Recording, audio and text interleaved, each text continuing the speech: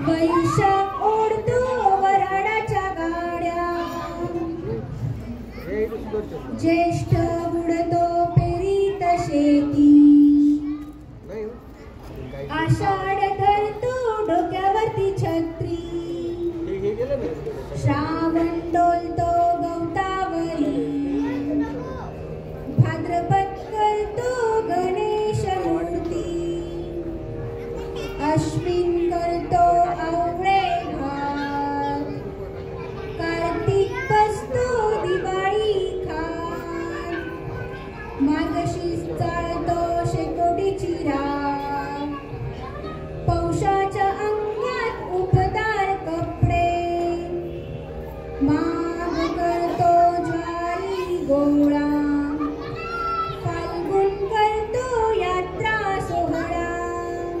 कसं वाटलंय गाणं?